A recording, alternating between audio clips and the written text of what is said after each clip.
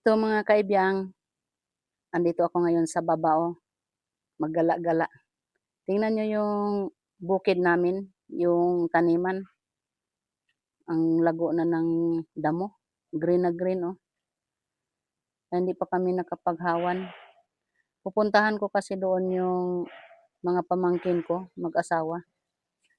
Ayan, yung mangga pala namin diyan, may huli siyang bunga, ayan, mga July yan. Ayan. Ayun yung mag-asawa, sa dulo. Nandoon sa duhat, namitas daw sila ng duhat. Yung nakikita niyo diyan, ayan yung tanglad. Lumalago na, tsaka na, yung damuhan na ng asawa ko yan sa loob.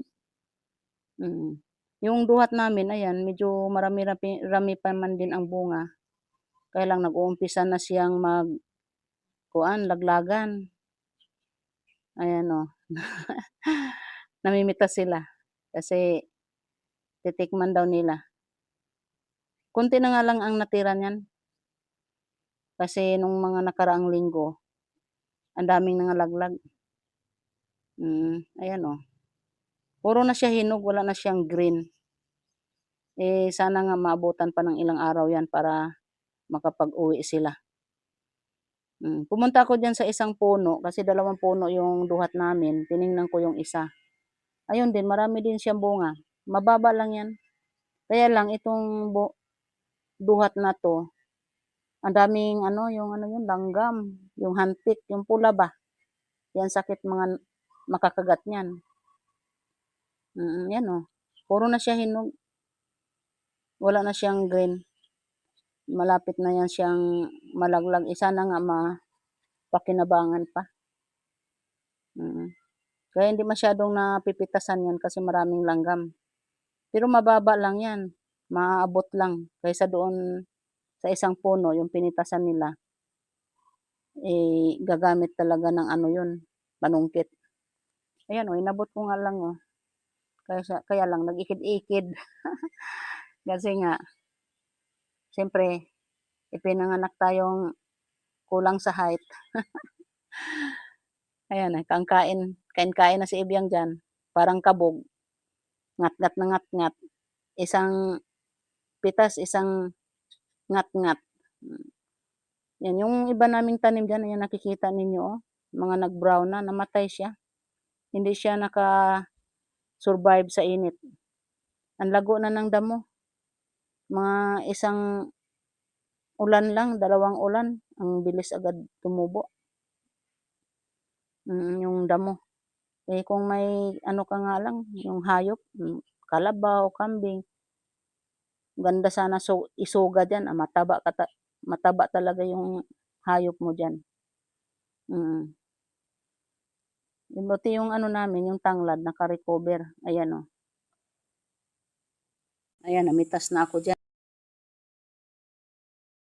Kaya lang medyong nag-ano yan siya, parang yung isang sanga lang kasi ang iniwan ko niyan.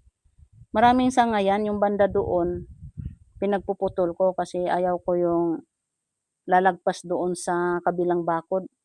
Sa gilid na kasi yan, Kaya iniwan ko lang yung papasok dito sa amin. Kaya mababang-mababa yan. Dami pang hinog diyan. Tsaka hindi naman masyado maraming hantik. Kaya-kaya pa naman. Kagatin ka lang ng mga 1, 2, kaya yun. Sabi si Milo diyan, kung saan talaga ako niyan pupunta, sama-sama talaga yan. Palaging naka-background sa video. Wala lang diyan si Sabel, ewan ko kung si Sabel saan. Ayan, panay ang pamapha ko diyan, kasi ang dami ng gumapang sa akin diyan na yung hantik. Mm. Kita mo yung mukha ko. Kasi nga ang daming hantik dun sa likod ko. Kaya inaano ko yung parang inaalis, hindi ko naman maabot. Naku, yung masarap siya kahit wala siyang asin, yung papakin mo lang. Matamis naman basta hinog na hinog, hindi siya mapakla. Mm. Ayan yung mag-asawa, ewan ko lang kung marami na bang nakuha ito. Ayan, nagtatanong pala sila diyan sa akin kaya tinawag ako. eh, magkano daw yung bintahan ko sa tanglad, eh, sabi ko, hinahango lang sa amin 'yan, ano yata, tinatanong nila ako kung magkano ang kilo sa hango, sabi ko 30, hango lang 'yan diyan sa amin, pero hindi na kami maglilinis, sila na ang kukuha diyan.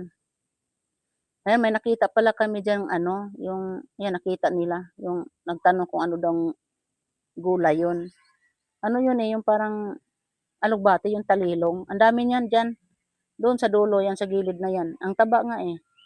Ayan diyan. Kaya nga hindi ko muna pina-grass cutter sa asawa ko kasi kukuha pa ako ng panggulay diyan. Ang taba diyan, mataba. Kita mo nga yung mga damo, oh, akala mo, eh, tinanim mo. Lagong-lago nga, eh, kaya pabor sana kung may hayop, kalabaw, baka, ayun, 'yan diyan, oh, ang daming talilong 'yan diyan sa gilid na 'yan. Kaya hindi ko muna pina-grass cutter. Oh, yung kasama 'yan diyan sa malunggay.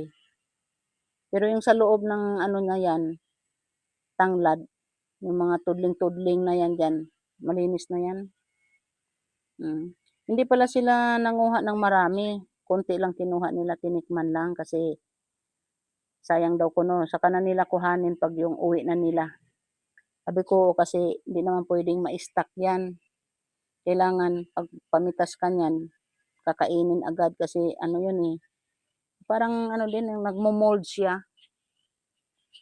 yung nag-aano, ano ba tawag nun? Mm, 'pag mabukasan na. 'Yan, tinitingnan kasi nila 'yan diyan, yung kahoy na 'yan, 'yan, puno na 'yan, ano 'yan, yung suha, pumilo ba. Ang daming bulaklak ng pumilo niyan, pati yung ano, bale 4 kasi na puno yung pumilo na, ano ba 'yan, nabubulol na naman ako. 4 kasi na puno yung pumilo namin, mm. Ayan, konti lang kinuha nila, dala-dala pang panungkit.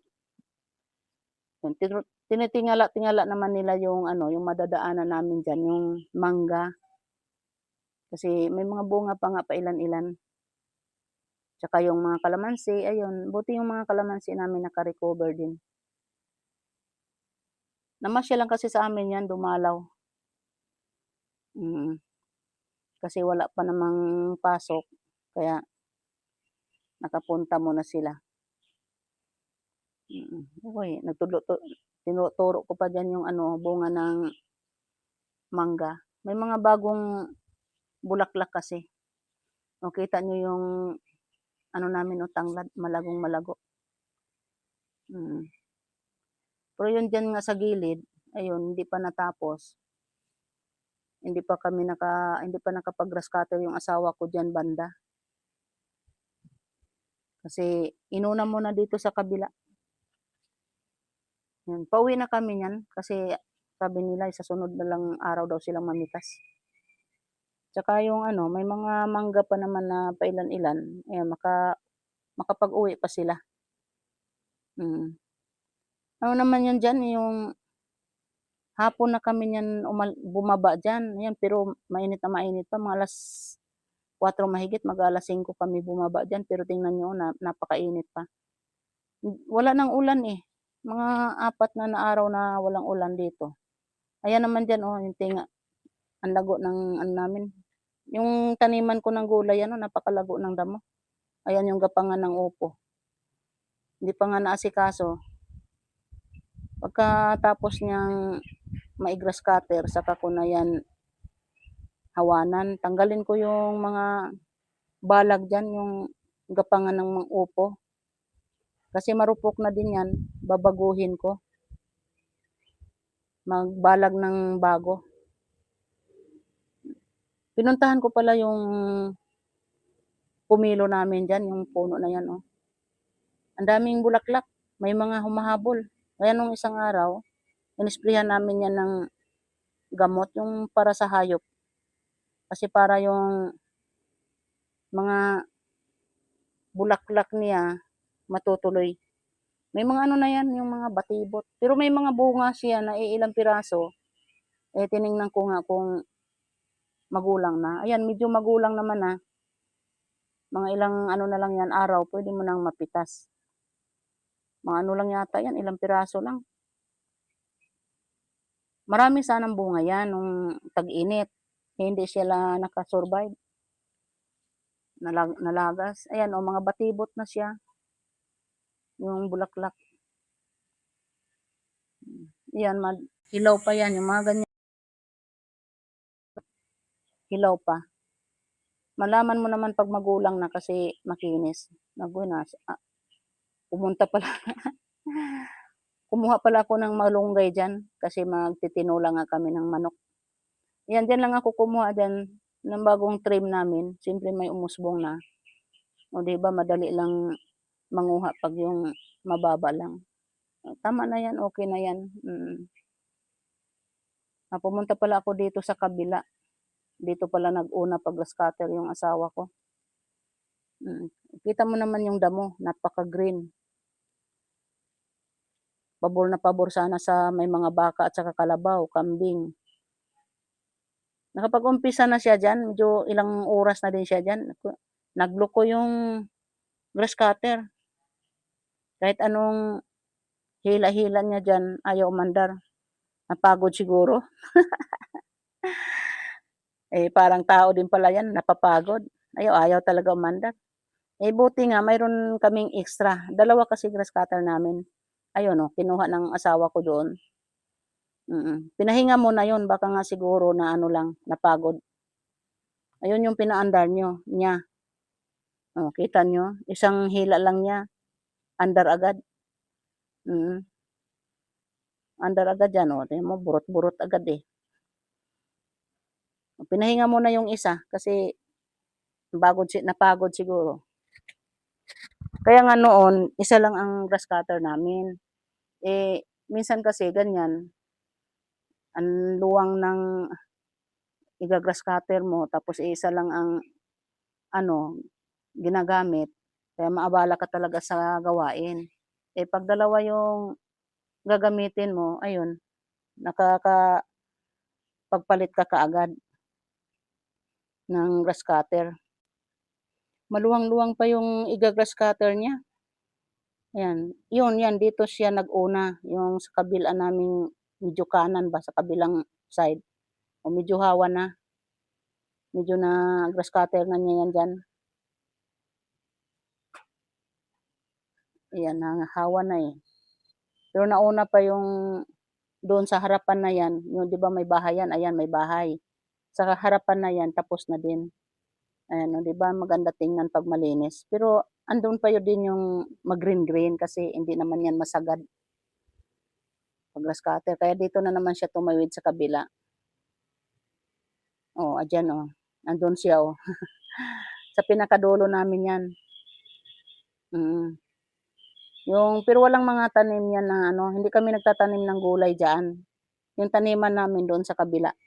Pero inuuna nga lang yan diyan kasi ano, daanan nga. Malapit yan sa gate, Daanan kasi yan. Ano lang naman, puro lang na damo yan. Wala naman siyang mga kahoy-kahoy. That's it for today's video mga kaibiyang. Pag hindi ka pa naka-subscribe, subscribe na. Like and share. Maraming salamat. Bye-bye.